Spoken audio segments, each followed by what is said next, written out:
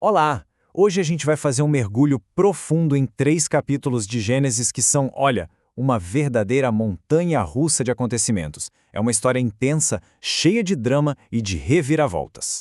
E a narrativa já começa assim, sem aviso, com uma sentença de destruição. Essa frase define o tom de urgência e estabelece que tudo o que conhecemos está prestes a mudar drasticamente. Para a gente entender bem essa sequência, vamos passar por 5 momentos-chave. Começando com a destruição de uma cidade, passando por um novo começo bem frágil, um momento de perigo, o nascimento tão esperado e, por fim, um acordo que sela um novo futuro. Então vamos lá. Nossa história começa na cidade de Sodoma. Um lugar que, como a gente vai ver, está no seu limite. A tensão entre hospitalidade e hostilidade está prestes a explodir de forma violenta. Olha só que contraste absurdo. Dentro da casa de Ló, a gente vê os costumes antigos de hospitalidade sendo honrados. Ele insiste, ele serve, ele protege. Já do lado de fora, não é um grupinho, é a cidade inteira, que o texto diz do mais moço ao mais velho, mostrando um colapso moral completo e assustador. E é nesse cenário que Ló, numa atitude de desespero total, faz uma oferta impensável. A ideia aqui não é justificar o que ele fez, mas sim pintar um quadro do caos ético e da pressão extrema que ele estava sofrendo naquele momento. A situação era gravíssima. Agora, a fuga. E o mais interessante aqui é que não é uma fuga organizada. A família hesita, os genros acham que é piada. A salvação acontece por uma intervenção divina direta. Os anjos literalmente têm que arrastar a família para fora, por misericórdia, antes que seja tarde demais. E as consequências são devastadoras. Sodoma e Gomorra são aniquiladas. Mas aqui tem um detalhe crucial. A sobrevivência de Ló não é por mérito próprio.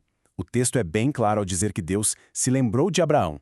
Ou seja, Ló é salvo por causa da aliança que Deus tinha com o tio dele, Abraão. Isso é fundamental. Passada a destruição, o que resta é Ló e suas 2 filhas, completamente isolados do mundo. E é esse isolamento que vai levar a uma das decisões mais desesperadas e moralmente complexas de toda a narrativa. Tudo para garantir a sobrevivência da família. E o que acontece a seguir é um exemplo clássico do que a gente chama de etiologia. Basicamente, é uma história que serve para explicar a origem de alguma coisa. Nesse caso, a origem de 2 nações vizinhas de Israel.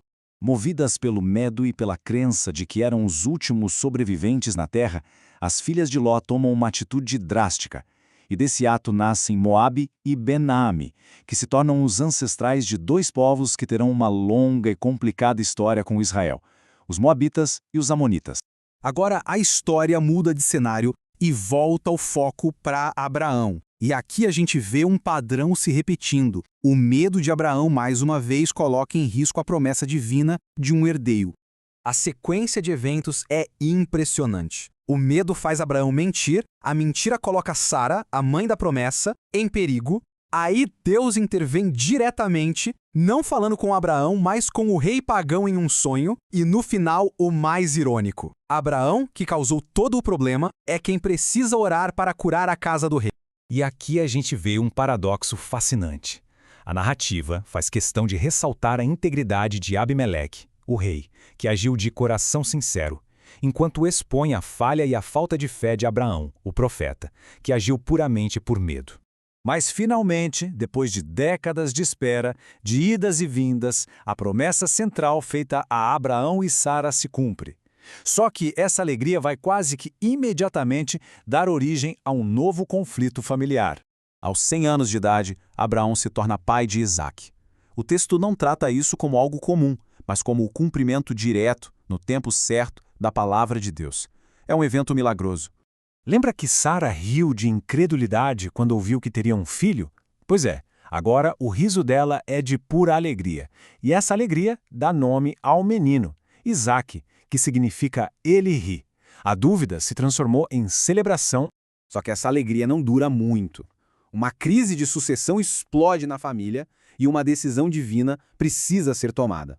Como a tabela deixa claro, os 2 filhos de Abraão, Isaque e Ismael, terão destinos completamente separados a partir daqui.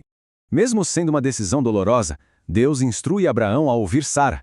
A linhagem da aliança continuará por Isaque. Mas, ao mesmo tempo, Deus não abandona Ismael. Ele promete proteção, provê água no deserto e reafirma que dele também virá uma grande nação.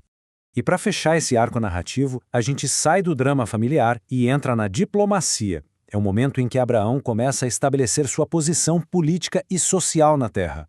E quem vem procurar Abraão? O mesmo rei Abimeleque. Agora, vendo a prosperidade de Abraão, ele reconhece que há algo divino ali e busca fazer um tratado de paz.